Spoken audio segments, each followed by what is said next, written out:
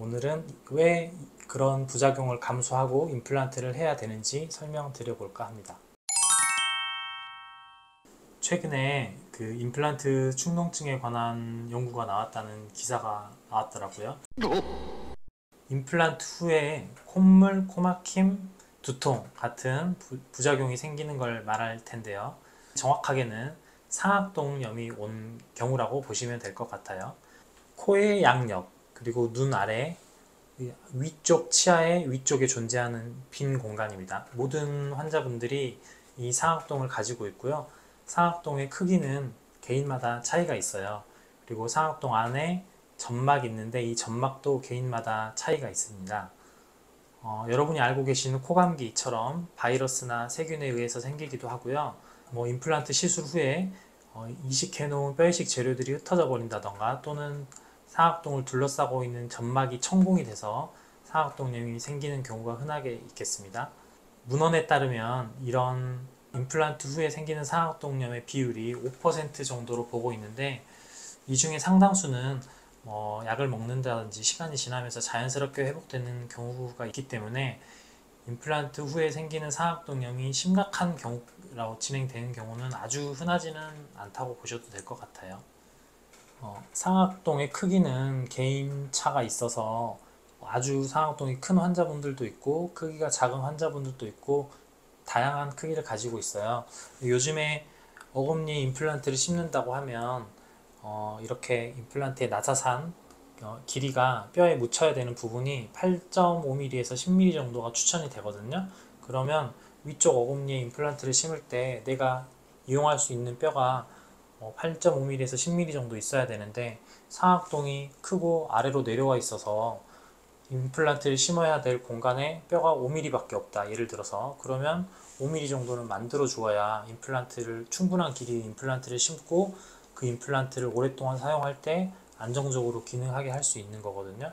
그런 경우에는 어쩔 수 없이 상악동 아래쪽에 있는 점막을 들어 올려서 뼈 이식을 하면서 임플란트를 심어줘야지 임플란트의 장기적인 예후를 보장받을 수 있습니다.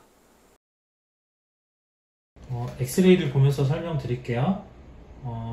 가운데 코가 있고 이렇게 선이 보이시죠? 이게 상악동이거든요. 어금니 쪽에 임플란트를 심으셔야 되는 환자분인데 이쪽 같은 경우 보면 이용할 수 있는 뼈가 아주 얇아요. 실제로 CT를 이용해서 측정해보면 1mm에서 2mm 정도밖에 되지 않거든요. 그러면 얇은 뼈에 이렇게 임플란트를 심는다고 하면 이렇게 임플란트가 지지받아야 되니까 나중에 씹을 때 힘을 받으면 약해서 탈락되는 일이 생기겠죠. 그래서 이렇게 얇은 뼈에다가는 인공뼈를 넣어서 충분히 임플란트를 잘 지지할 수 있게 고정을 얻어야 되거든요. 이 엑스레이를 보시면 얇은 뼈에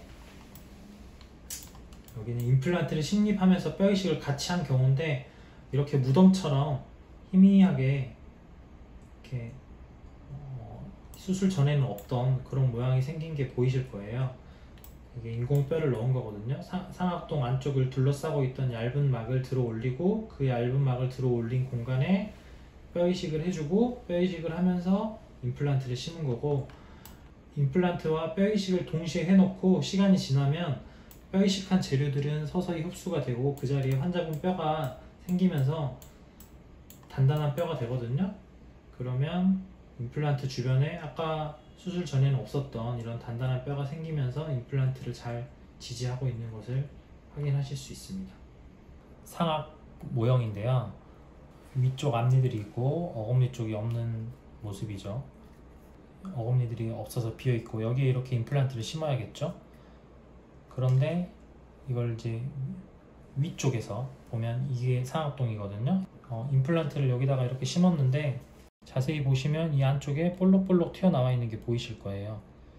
네, 상악동이 너무 아래쪽까지 내려와 있으니까 긴 임플란트를 심었을 때 그 임플란트가 상악동 안쪽으로 쏙 들어가 있는 것이고, 이 모형은 이 분홍색 점막이 둘러싸고 있는 걸 표현했기 때문에 임플란트가 직접 보이진 않지만 어쨌든 점막을 들어 올린 부분에 뼈 이식을 해주고 임플란트를 심어야 임플란트가 뼈로부터 지지를 받을 수 있는 거거든요. 그래서 이런 시술을 하는 것이 상악동 거상술이고, 위쪽 어금니 쪽에 임플란트를 심을 때 이런 상악동 거상술을 동반한 뼈 이식이 필요한 경우가 아주 흔하게 있습니다. 이렇게 상악동 거상술을 동반한 임플란트 수술 후에는 주의사항이 있는데요. 얇은 막을 들어 올리고 거기에 뼈 이식 재료랑 임플란트를 식립했기 때문에 이것을 보호하기 위해서 코 풀기, 그 다음에 코 이렇게 들여 마시기, 그 다음에 재채기 같은 코의 압력 변화를 일으키는 행위를 좀 조심하셔야 되고요. 흡연도 당연히 좋지 않겠죠. 네, 꼭 금연하셔야 됩니다. 저희가 일상생활을 하다 보면 습관적으로 샤워를 할 때 코를 푼다던가 세수를 할 때 코를 푼다던가 이런 행위들을 하게 되잖아요. 그래서 항상 생활하실 때 조심하셔야 돼요. 임플란트 수술 후 일주일에서 2주일 정도는 이런 주의사항을 철저히 지켜주시는 것이 수술 후 부작용을 예방할 수 있는 좋은 방법입니다.